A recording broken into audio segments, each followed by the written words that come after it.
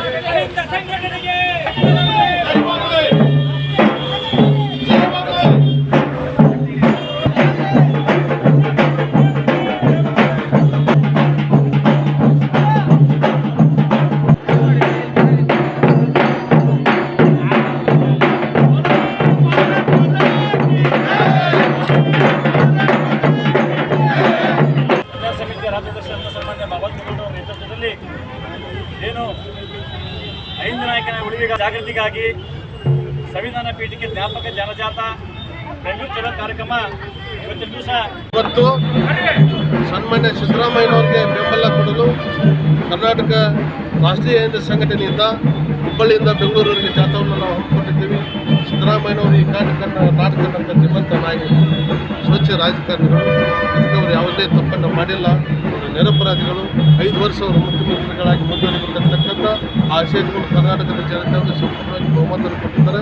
ಅದಕ್ಕೆ ಸಿದ್ದರಾಮಯ್ಯನವರಿಂದ